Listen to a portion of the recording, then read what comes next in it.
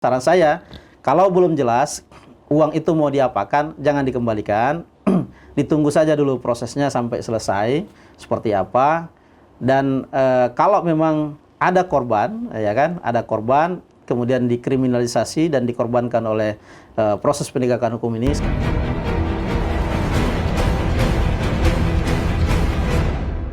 Assalamualaikum warahmatullahi wabarakatuh. Bertemu lagi dengan saya Siti Aminah di channel PTM, tepatnya di episode ke-54 tahun kedua edisi Kamis 24 Februari 2022. Bagi rekan Nun yang belum subscribe, silahkan dan subscribe. Kita juga masih menunggu komentar yang positif pastinya, tentu dengan akun asli ya. Baik pemirsa PTM, kita membahas isu tengah viral ya di tengah-tengah masyarakat kita tentang korupsi berjamaah nih di negeri syariah ya. Pemirsa PTM, ini terkait tentang Polda Aceh masih menyelidiki kasus dugaan korupsi beasiswa pemerintah Aceh tahun 2017. Ada 400 mahasiswa ini yang terseret dalam dugaan kasus tersebut. Nah, siapakah sebenarnya aktor atau dalang yang bisa merugikan uang negara sebanyak 10 miliar tersebut? Kita akan bahas itu bersama narasumber kita yang sudah hadir di studio PTM, Bang Kasibun Daulay SH sebagai Solidaritas Advokat Aceh untuk Mahasiswa ya, dengan tema kita mengendus nasib mahasiswa di tangan Polda Aceh. Assalamualaikum nih Bang Daulay. Waalaikumsalam warahmatullahi wabarakatuh. Apa kabarnya nih Mbak? Alhamdulillah baik.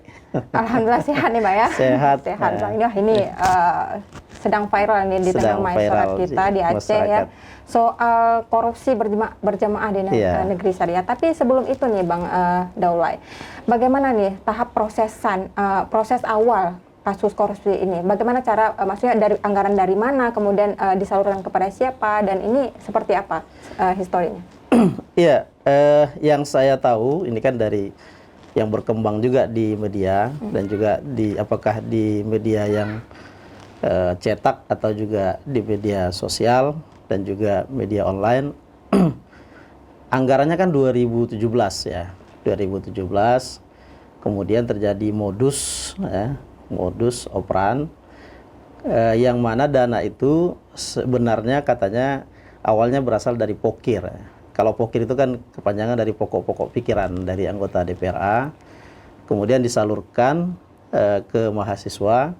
Tetapi dalam penyaluran ini ternyata menurut indikasi atau dugaan karena nanti kalau pembuktiannya itu nanti di pengadilan ternyata ada pemotongan-pemotongan, sehingga ketika di audit atau apakah oleh inspektorat kemudian mungkin BPKP ternyata ditemukan ada kerugian negara. Itu sebesar 10 M. Sebesar 10 miliar kalau saya salah ya.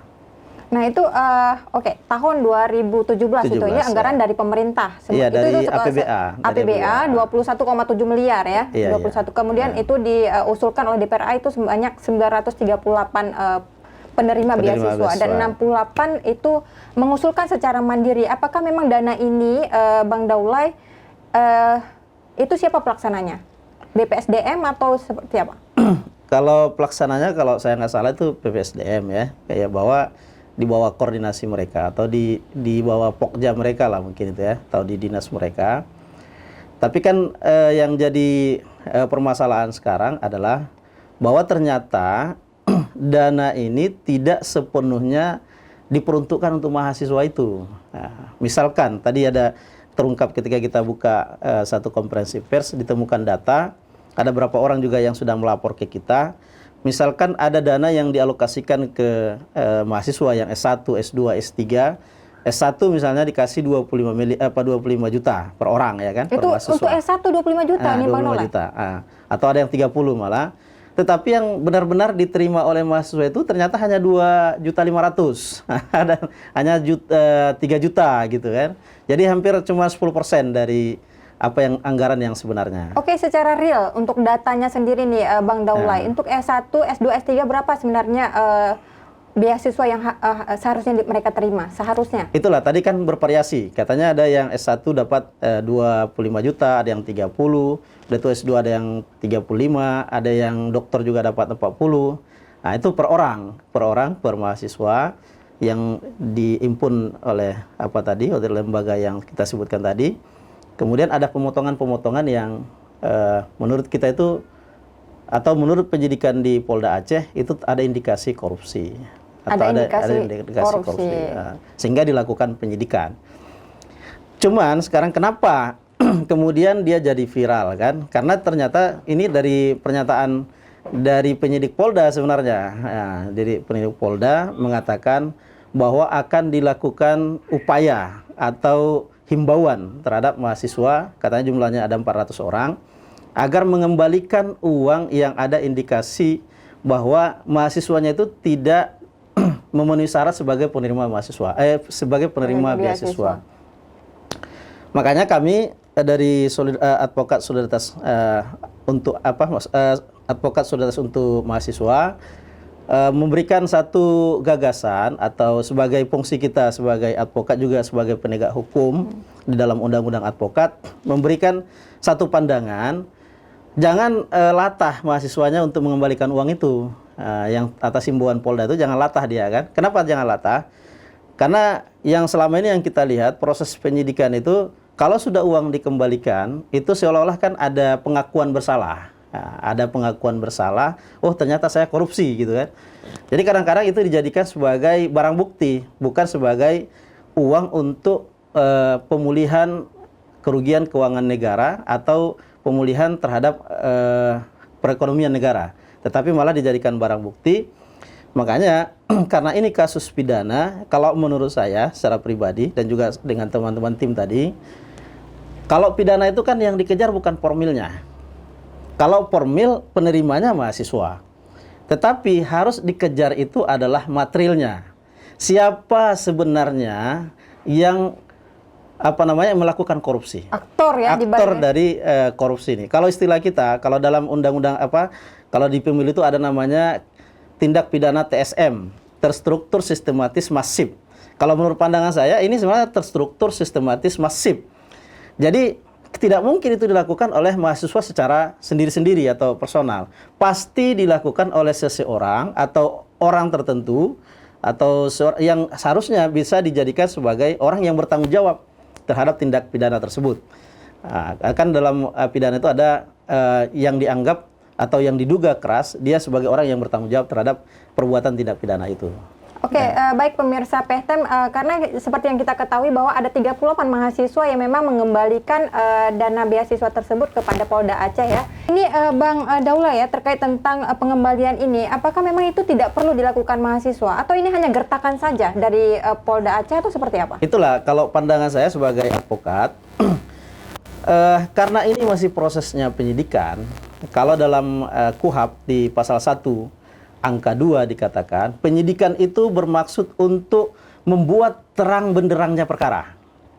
Harusnya penyidikan itu menentukan mana yang bersalah, ya kan? Kemana aliran dana yang besar itu? Siapa yang menjadi siapa yang menjadi otaknya gitu kan? Makanya yang dikejar itu harusnya adalah kebenaran materialnya. Kemana uang itu, siapa yang menginisiasi, siapa yang jadi aktor intelektualnya, itulah yang dikejar. Bukan kebenaran formil bahwa uang ini sebenarnya dibagi-bagi kepada mahasiswa yang tidak bersyarat. Tapi yang harusnya dikejar kalau menurut saya adalah penyidik Polda. Kita apresiasi kerja-kerja mereka, tapi juga dalam hal ini saya pikir perlu ada masukan bahwa yang harusnya dikejar itu adalah kebenaran materialnya. Anda melihat ini Polda apakah sudah memang tahu semua atau tersangkanya atau seperti apa? Karena kan kalau misalnya kita melihat jika Polda mengatakan ada kerugian 10 miliar, harusnya tersangkanya sudah ditemukan tapi belum diumumkan atau seperti apa nih Bang Daula? Iya, karena usia penyidikannya sudah 3 tahun, saya pikir harusnya penyidik Polda sudah tahu sebenarnya kemana aliran dananya, siapa saja yang harusnya dipersangkakan gitu kan. Tidak lagi meraba-raba harusnya, tidak lagi meraba-raba. Jadi kalau nanti memang sudah jelas siapa yang bertanggung jawab terhadap kerugian keuangan negara ini, inilah kemudian kalau menurut saya tadi dibawa ke ini pasti sudah keluar SPDP-nya kan, surat pemberitahuan dimulai penyidikan. Nah, karena dia ada tahap penyidikan, maka kemudian ketika sudah diketahui siapa yang aktornya, maka itu yang dikejar untuk mengembalikan keuangan negara.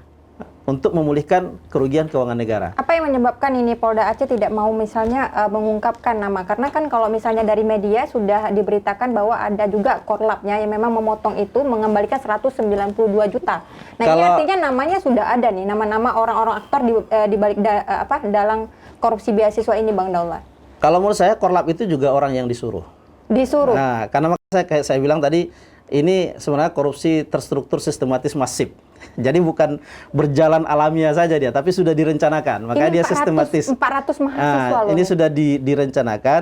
Pasti di atas korlap itu ada yang menyuruh, ya kan? Harusnya yang menyuruh itu dong yang dijadikan sebagai tersangka utama. Apa ini hanya penggiringan? Jadi makanya kita di Advokat Solidaritas tadi ini berpikir dan memberikan solidaritas, jangan sampai dugaan tindak pidana korupsi ini hanya menyasar mereka yang di bawah, mahasiswa. Malah tadi itu rantai terujung kan dari proses terjadinya tindak pidana korupsi ini.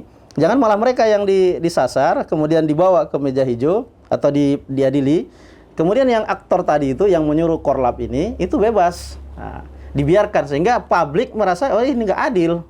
Secara penegakan hukum juga kalau menurut kita sebagai praktisi, oh ini nggak adil. Karena yang penikmat uang itu, misalnya sampai 10 miliar itu bukan mahasiswa. Tetapi ada yang menyuruh korlap-korlap itu barangkali, dan itu tugas penyidik untuk menemukan siapa saja. Dan kalau itu dibawa ke tahap 2 misalnya bersama-sama dengan jaksa sebagai pengendali perkara, dibawa ke tahap 2, diserahkan tersangka dan barang buktinya, dan kemudian diadili, mungkin publik akan puas melihat ini.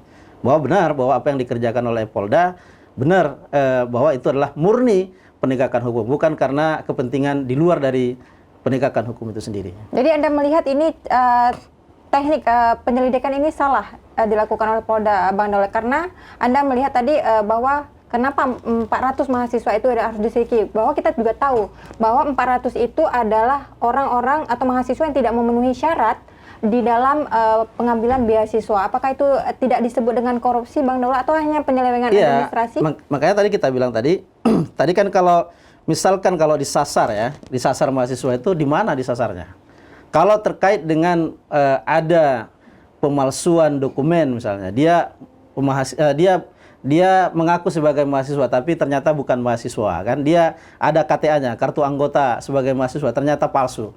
Itu bukan tindak pidana korupsi, itu bagian dari undang-undang atau tindak pidana pemalsuan dokumen, gitu kan? Jadi nggak masuk ke ranah korupsi, harusnya itu di ranahnya tindak pidana umum harusnya, kan? Tapi kalau di korupsinya, yang disasar itu kan masalah uang. Nah, uangnya ini kemana? Tapi ada terjadi kesepakatan ini antara mahasiswa dengan makanya tadi kalau ada kesepakatan, ya kan, kalau ada permufakatan jahat, maka saya pikir itu di tingkat korlap dengan yang menyuruhnya, tidak sampai kepada yang menerimanya, ya kan? Kalau kesepakatan itu, kalau dalam hemat saya dalam menilai kasus ini dari luar, karena ini belum kita tangani terlalu langsung dan belum banyak data yang masuk sama kita, ini hanya kesepakatan antara aktor intelektual dengan korlap. Ya. Dananya kemana? Saya pikir juga ini korlap ini pasti tahu kemana dana itu dan kemana dibawa. Artinya korlap lebih tahu ya? Korlap lebih tahu, dan kemungkinan penyidik Polda juga sudah tahu bahwa sudah tahu nama-nama, tapi tidak mau dipublish ke masyarakat. Ada mungkin, apa nih, Bang Daulat, ya? Kita pasti bertanya-tanya ya kan? Mungkin belum saatnya, ya kan? Apakah kalau misalnya itu menjadi hal yang memang tabu untuk dipublikasikan nama orang-orang yang korupsi, atau seperti apa? Memang kalau dalam penyebutkan orang-orang yang tersangka ya, masih dalam inisial-inisial dia. Misalnya kalau YD atau apalah gitu kan. IA gitu kan. Jadi itu memang tidak lazim ya secara hukum dipublish secara terbuka. Tetapi kalau harusnya mereka, kalau menurut saya Polda itu tetap sekali lagi menyasar yang aktor intelektualnya dan aliran dana yang paling besar yang penikmat dari kerugian negara ini. Oke, ada 3. Ini lembaga yang kalau misalnya ditelaah ya, karena ada DPRA, karena 24 anggota dewan yang memang mengusulkan ada 830 penerima beasiswa untuk aspirasi ya, beasiswa pemerintah Aceh ini melalui.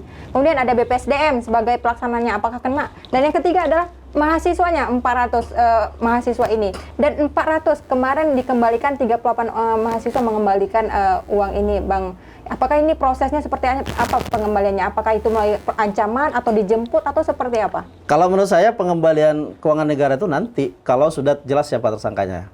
Tapi 38 sudah mengembalikan. Itu berarti mereka itu setiap pribadi-pribadi yang boleh jadi mungkin tidak paham hukum, boleh jadi. Makanya itulah kenapa kita dari Solidaritas Advokat membuka diri pada teman-teman mahasiswa penerima beasiswa untuk jadi tempat konsultasi hukum, ya kan? Malah bila perlu, kalau memang benar mereka adalah korban, tetapi kemudian dikriminalisasi, kita juga siap mendampingi hingga ke pengadilan, insya Allah.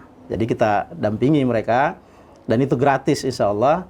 Kalau memang benar-benar mereka itu adalah korban dan dikriminalisasi, karena kalau dalam skema penegakan hukum tindak pidana korupsi, kalau menurut saya itu adalah yang pertama mungkin pengusul, dan mungkin dia tadi kalau diselidiki oleh Polda ada aliran dana. Yang kedua pemerintah PSDM, itu juga tidak mungkin keluar dana itu atau tidak mungkin terjadi kerugian negara tanpa ada persetujuan mereka, ya kan? Itu juga mungkin bisa dijadikan tersangka. Baru yang ketiga adalah di korlap. Saya pikir di tiga komponen ini aja tidak sampai ke mereka yang penerima. Ya, karena mensreanya mungkin nggak sampai ke mereka. Niatnya itu kalau di penerima itu nggak sampai. Orang kita ditawarin misalnya uang, mau nggak uang? Pasti dong mau, karena kita pun sebagai mahasiswa mungkin lagi kesulitan kan. Orang tua mungkin di kampung nggak mengirim uang secara rutin, ya kan. Jadi kalau ditawarin uang pasti mau. Cuman kemudian ternyata pembagiannya ternyata ada pungutan-pungutan yang mengakibatkan kerugian negara, itu mungkin niatnya. Kalau di tindak pidana itu kan harus ada niat, ya kan? Ada mensreanya. Itu mereka tidak ada. Jadi 400 mahasiswa ini menurut Anda itu tidak bersalah atau tidak menjadi tersangka korupsi kalau dari histori kalau keyakinan saya sampai sekarang tidak. Sampai sekarang tidak, tapi kita sedang mengumpulkan bukti-bukti, mendirikan posko untuk menerima laporan-laporan. Sudah berapa banyak nih mahasiswa yang sudah Karena kita baru publish tadi, ada sekitar 4 orang sudah WA kita, komunikasi dengan kita via WhatsApp.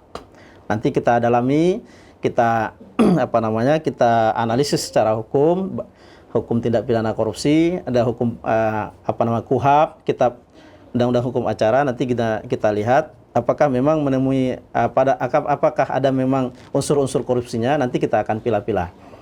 Dan menurut saya ini memang biar ada kepastian hukum, penyidik bersama dengan jaksa penuntut umum ini harus segera melimpahkan kasus ini ke pengadilan, ke pengadilan tindak pidana korupsi. Kalau di Aceh itu satu-satunya itu di Banda Aceh. Jadi dibawa ke Banda Aceh sehingga jelas siapa yang bertanggung jawab terhadap kasus ini. Dan kalau boleh menyarankan juga ke penyidik Polda, saya pikir dalam kasus ini tidak juga berhenti di undang-undang tindak pidana korupsi, tapi juga bisa juga disidik kalau memang ini sudah jelas aliran dananya ke memakai undang-undang tindak pidana pencucian uang. Karena uangnya besar itu. Ya, 10 miliar ya.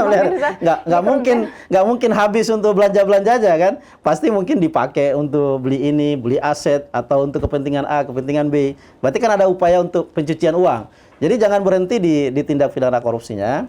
Kalau sudah dapat itu, dan saya yakin Polda pasti punya perangkat-perangkat untuk mendapatkan itu. Jadi dilanjutkan dengan upaya untuk menyidik tindak pidana pencucian uangnya. Kalau untuk DPRA, apakah ini sudah diselidiki nih? Saya kalau nggak salah di tahun sebelumnya, sebelum Lebaran ya tahun lalu, berapa bulan yang lalu ya, berarti hampir setahun yang lalu, sudah ada kan pemanggilan terhadap yang aspirator-aspirator di kasus beasiswa ini. Dan saya yakin pasti teman-teman penyidik sudah punya data itu, sudah punya data. Tinggal mungkin pada saatnya nanti mereka akan umumkan itu. Tapi saran saya jangan sampai berhenti di tipikornya saja, masuk ke TPPU-nya, dan jangan sampai kasus ini malah hanya menyasar lapisan terbawah mahasiswa yang menurut kita, menurut data yang kita dapat, menurut informasi yang kita dapat, mereka tidak punya niat untuk melakukan tindak pidana korupsi, tapi mungkin hanya karena mungkin terlibat. Mahasiswa tidak paham ya, tidak paham apa mungkin itu korupsi, kemudian mereka ya udah kalau dipotong potong aja gitu aja. Ya itu mereka terima ya dengan legowonya ya, Bang Daulay. Orang misalnya dia nggak ada apa kan, nggak ada kerjaan apa-apa, tidak ada upaya yang secara maksimal, ya mau dipotong-potong lah gitu kan. Nah, apalagi misalnya ada juga modusnya yang saya dengar, tapi nanti bisa kita dalami juga dan mungkin teman-teman penyidik Polda akan mempublish juga. Misalnya ketika ada dibuat nomor rekeningnya itu dipegang sama Korlap. Nah soalnya ini Bang Daulay, mahasiswa juga nggak tahu berapa potongannya itu. Karena yang sampai kepada mahasiswa itu yang seperti disebutkan tadi mungkin dari 30 hanya 2 juta. Dan dia mahasiswa nggak tahu nih berapa jumlah besarnya yang diterima sebenarnya. Tapi ketika ada cair pasti tahu lah, karena kan ditanda tangan kan untuk ngambil ke rekening itu kan tahu dia. Cuman ada modus yang saya dengar, Korlapnya ini kan ada mahasiswa nih yang mau kan, mau nggak beasiswa mau kan? Ketika udah mau dibawa ke bank, disuruh buka nomor rekening, tanda tangan semua segala macam, udah keluar nomor rekeningnya, buku rekeningnya itu dipegang sama Korlap. Gitu. Jadi ya mahasiswa ya pasrah saja dia karena dia butuh uang kan, jadi butuh uang. Jadi ketika ada cair uang dicairkan dan itu semua sebagian seperti yang diinginkan oleh Korlap saja berjalan. Apa yang berjalan. salah nih Bang Daulay? Apakah dalam mekanisme perekrutan beasiswa ini salah dari pemerintahnya sehingga terjerat kasus seperti ini?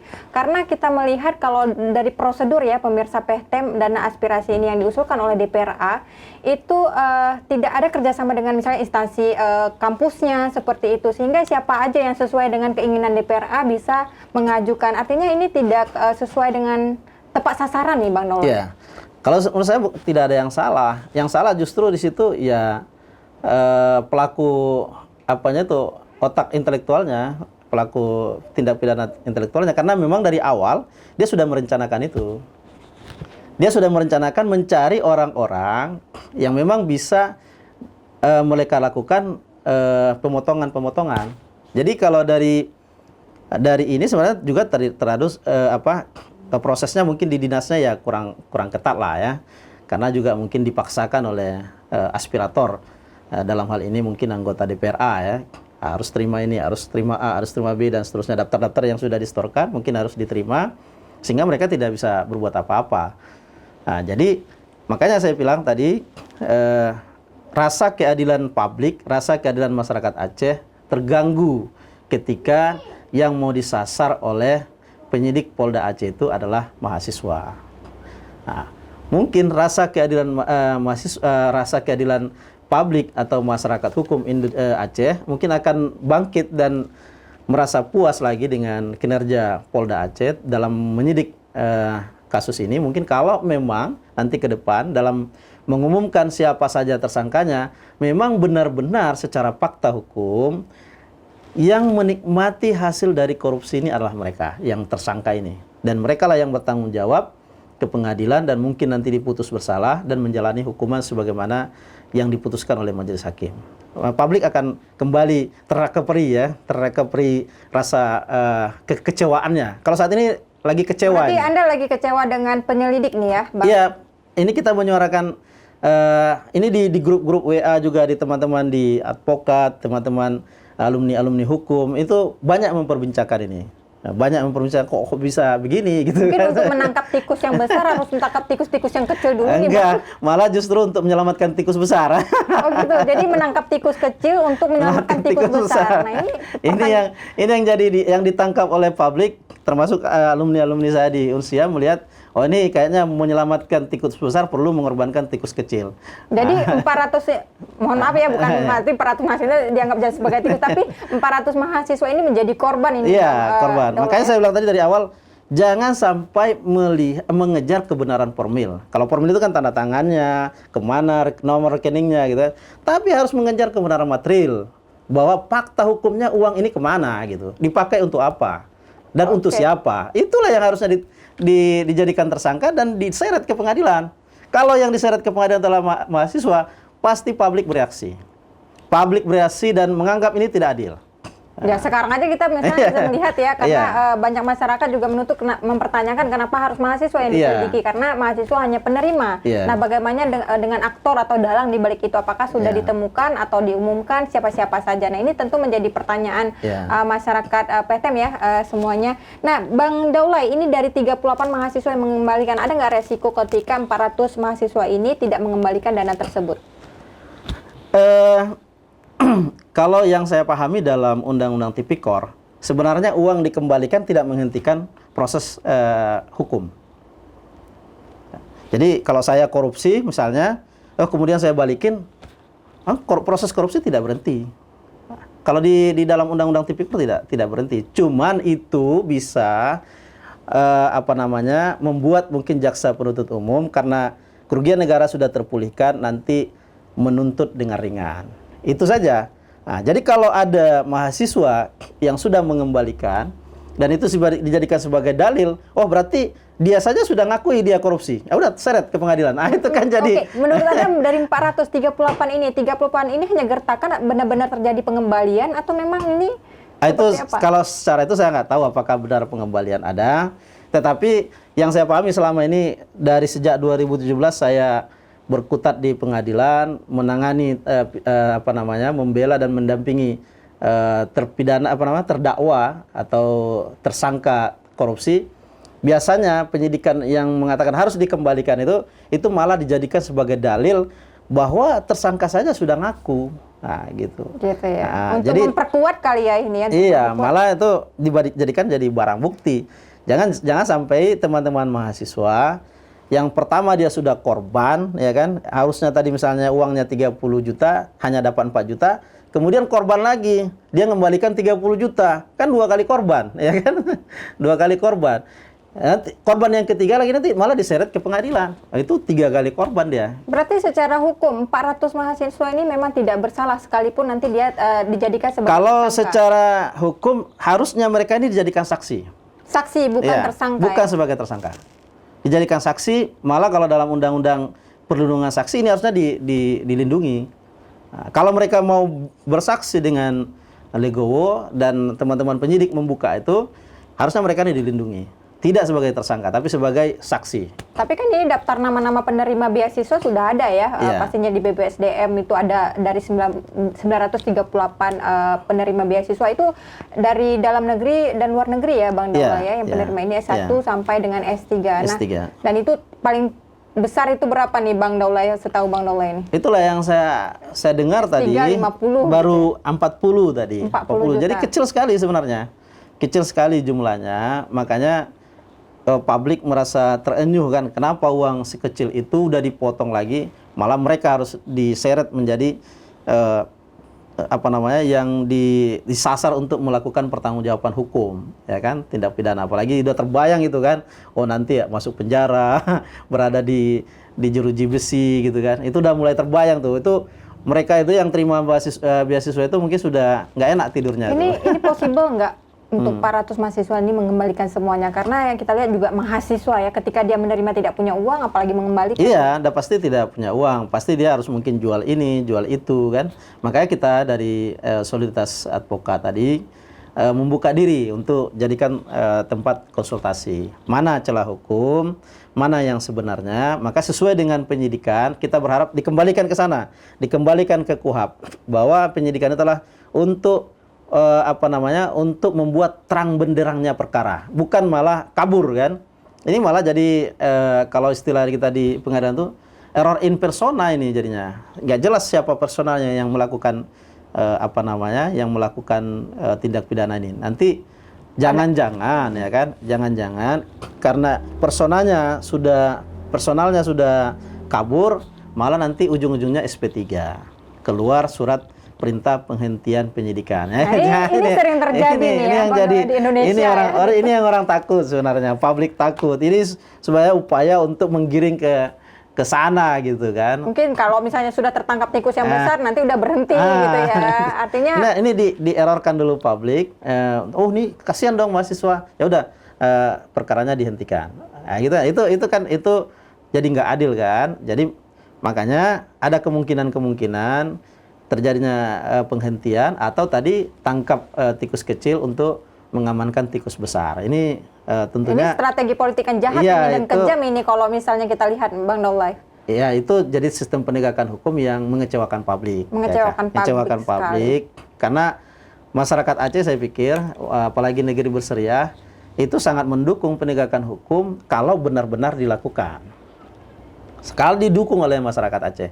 Tetapi kalau tidak benar, itu tadi rasa keadilannya jadi terganggu.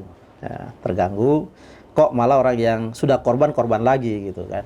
Nah, jadi harapan kita tadi dari teman-teman solidaritas, ya udah kembalikan ke hukum yang sebenarnya, kembalikan ke KUHAP. Oke, terima kasih Bang Daulay. Sebenarnya ya pemirsa PTM kita juga mengundang sebenarnya Humas Polda untuk berbicara soal kasus beasiswa ini agar lebih jelas ya. Ya. Nanti semoga karena beliau sakit, semoga ke depan bisa menjawab pertanyaan-pertanyaan yang masih menjanggal karena Polda Aceh juga sebagai penyidik utama ya Bang Daulay. Bang Daulay, mungkin ada yang harapan atau saran yang Anda ingin sampaikan kepada penyelidik ataupun kepada mahasiswa nih khususnya yang mengembalikan, apakah perlu uang itu dikembalikan atau tidak perlu takut karena mahasiswa sudah menerima, ini takut speak up nih Bang Daulay, silahkan. Yang pertama, harapan saya berterima kasih secara pribadi dan sebagai warga negara dan juga sebagai warga negara luar biasa karena ada kartu advokat kita tuh dianggap luar biasa untuk penyidik Polda Aceh agar menyidik kasus ini sekali lagi benar-benar sesuai dengan KUHAP sehingga menemukan siapa aktor yang sebenarnya dan siapa penikmat uang yang besar ini. Nah, sehingga itu cepat dibawa ke pengadilan. Sementara untuk teman-teman mahasiswa, kita sudah membuka diri sebagai tempat konsultasi dan juga siap untuk mendampingi di pengadilan. Saran saya, kalau belum jelas uang itu mau diapakan, jangan dikembalikan. Ditunggu saja dulu prosesnya sampai selesai seperti apa. Dan kalau memang ada korban, ya kan, ada korban kemudian dikriminalisasi dan dikorbankan oleh proses penegakan hukum ini, sekali lagi kita dari Solidaritas Advokat Aceh insya Allah untuk mahasiswa siap untuk mendampingi. Karena mahasiswa dulu ketika rakyat susah juga sudah membuka posko kan untuk rakyat. Sekarang juga rakyat insya Allah kita mewakili juga membuka posko untuk dan mahasiswa. Kita juga berharap agar tidak hanya posko mahasiswa ya Bang Daulay, tapi juga posko untuk DPRA, posko untuk korlapnya ya. Jadi enggak, kalau DPRA ya biar aja lah masuk sana kalau memang benar kan. Kalau memang benar dia pelaku ya harus dimasukkan. Enggak, ada posko-posko, jangan hanya juga posko pengembalian uang itu kan lebih besarnya kepada korlapnya itu karena yang pemotongan beasiswa ini luar biasa nih Bang Daulay. Terima kasih Bang Daulay men-share informasi ke pemirsa PTM di rumah. Tonton terus channel kita setiap hari Senin dan Kamis ya. Jangan lupa like, subscribe, dan juga tekan lonceng ya. Pastinya jangan tonton setengah-setengah. Bagi mahasiswa ya, khususnya penerima beasiswa, jangan takut speak up ya. Teman-teman akan dilindungi secara hukum. Baik, saya Siti Aminah mohon undur diri. Assalamualaikum warahmatullahi wabarakatuh. Waalaikumsalam.